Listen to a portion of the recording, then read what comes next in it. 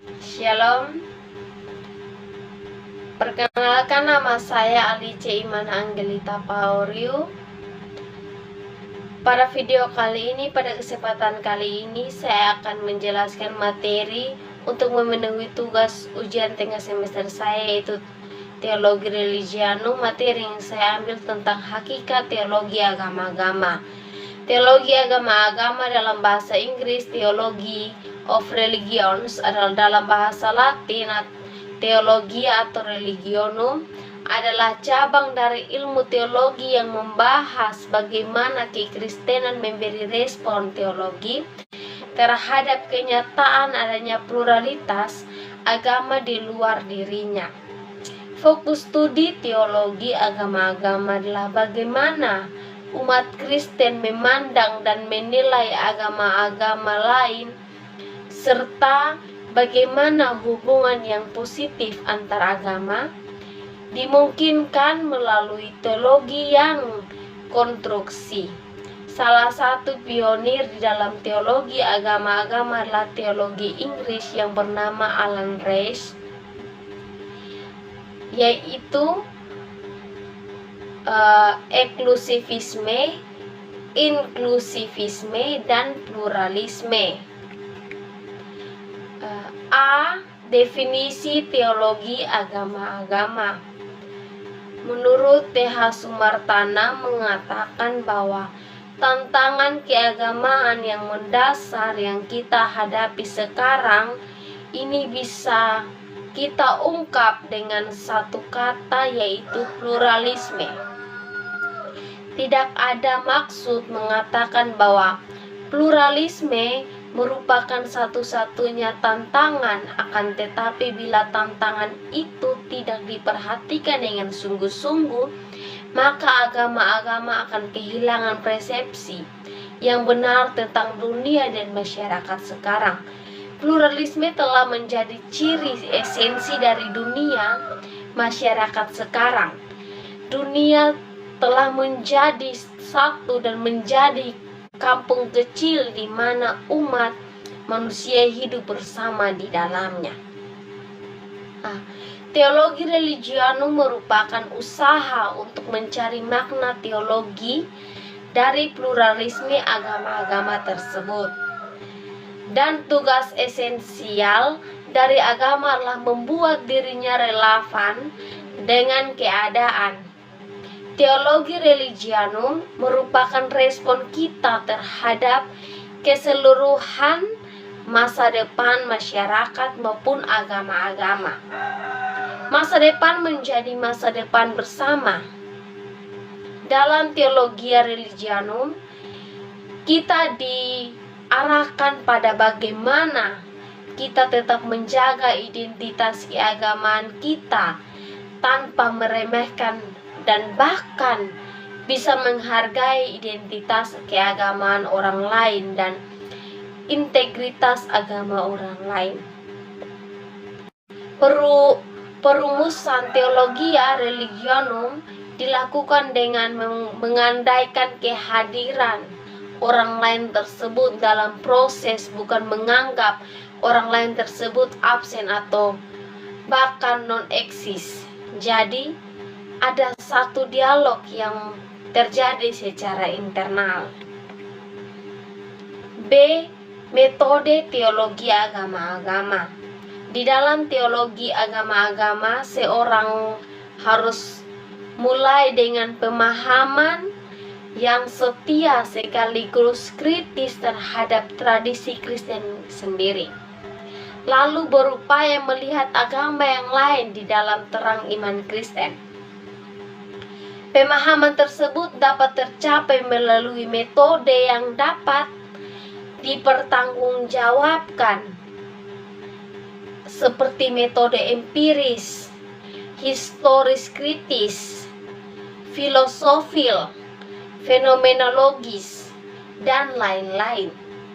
Metode-metode tersebut dipakai untuk melihat tradisi kekristenan dengan lebih kritis maupun realitas, kemajemukan agama, serta mendialogkan keduanya sehingga hingga tercapai perspektif tertentu dalam memandang agama lain.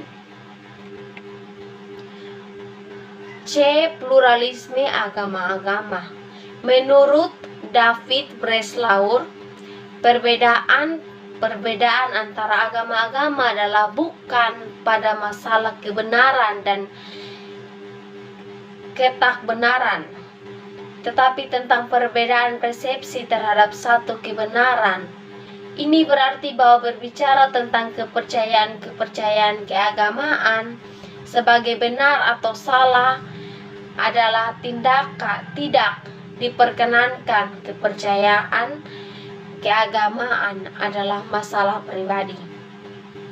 Setiap orang berhak untuk mempercayai iman masing-masing.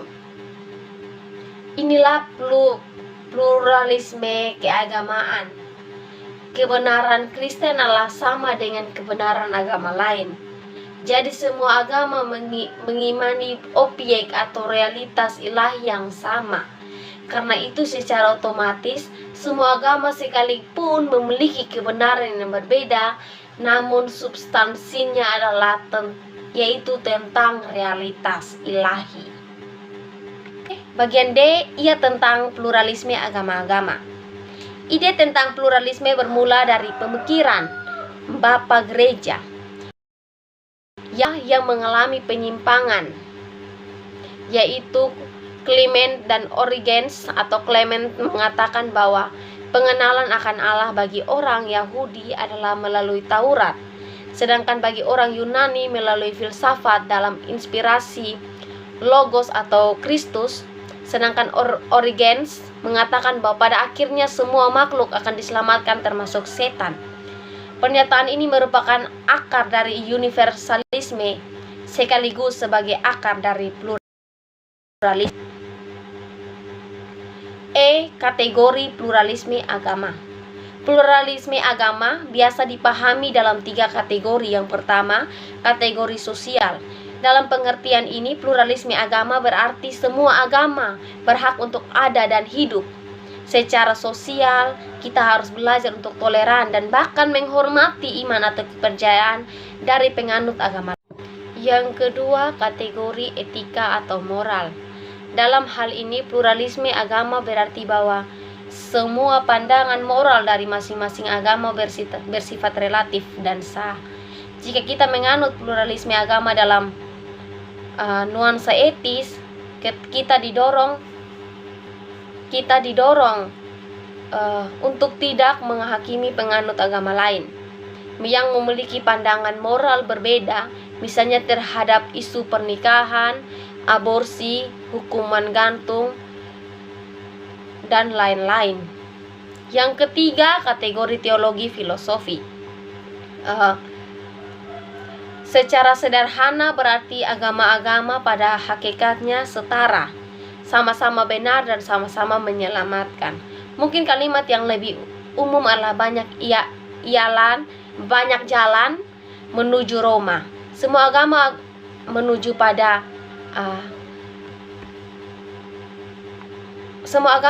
pada kekekalan.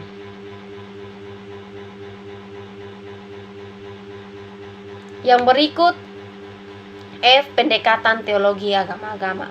Teologi agama dapat terbagi ke dalam beberapa pendekatan. Yang pertama, pendekatan kritisisme, keyakinan bahwa pertimbangan atau keputusan pada waktu si orang memikirkan tentang sejarah masa lalu, ia harus melakukannya dengan pendekatan benar atau salah.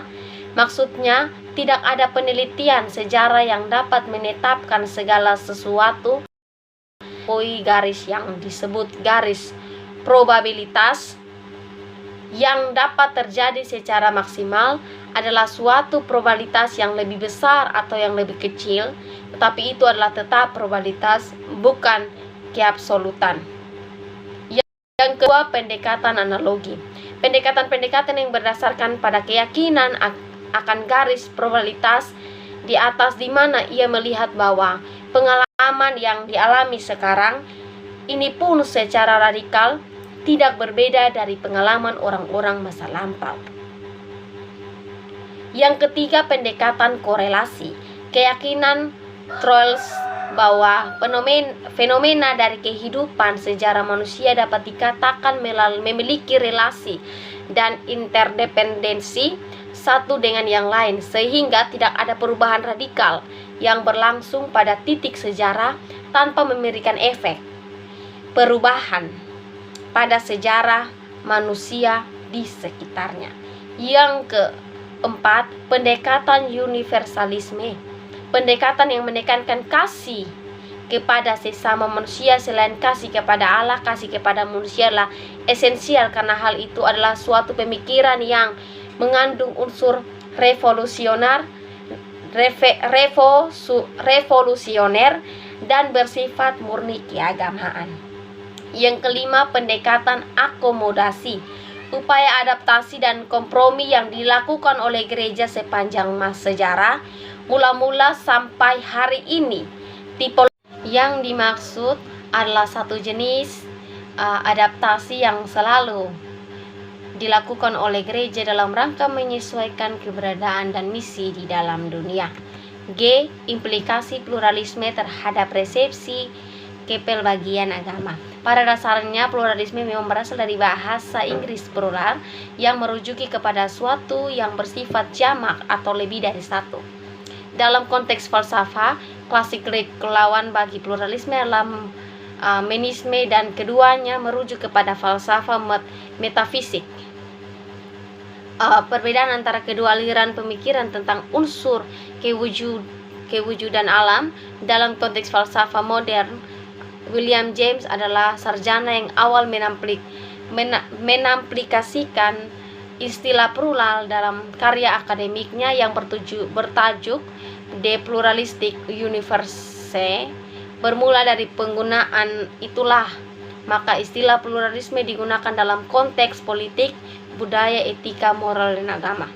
Dengan munculnya pandangan seperti ini, maka timbul persoalan tentang ajaran manakah yang paling tepat dan benar. Mengapa setiap agama memberikan pendapat yang bertentangan tentang Tuhan atau kebenaran yang mutlak? Pluralisme agama mencoba menjustifikasikan bahwa setiap kebenaran ini adalah relatif dan bukan mutlak. Dengan demikian, falsafah ini menganjurkan agar pemahaman bukan saja diberikan kepada perwujudan pelbagai agama-agama. H. Falsafah pluralisme agama. Perkaitan di antara falsafah pluralisme agama dan relativisme ini diuraikan dengan lebih lanjut lagi oleh Peter Byrne yang menyimpulkan 3 premis utama falsafah, yaitu yang pertama, semua agama atau tradisi adalah sama dalam merujuk kepada Tuhan atau kebenaran mutlak. Yang kedua, semua agama adalah sama dalam menjanjikan keselamatan kepada pengikutnya. Oleh karena itu, frasa bahwa tiada keselamatan di luar gereja atau keselamatan hanya melalui Yesus dan terbatal. C. Semua agama mempunyai maksud terhadap Tuhan atau kebenaran mutlak. Oleh yang demikian, tiada agama yang layak menafikan agama lain maupun mendakwa bahwa agamanya sejalan yang mutlak. Smith contohnya berpendapat teologi Islam tidak sepatutnya digunakan untuk menilai agama hidup maupun agama-agama lain. John Hick pula berpendapat seseorang perlu membebaskan diri daripada kerangka agamanya sekiranya mau menilai agama lain. Bahkan Paul F. Knitter menegaskan tidak ada satupun teologi agama yang sempurna dan berhak membuat penilaian atas satu sama lain.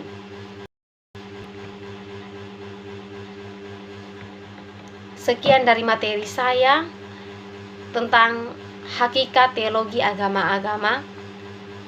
Terima kasih. Shalom. Tuhan Yesus memberkati kita semua.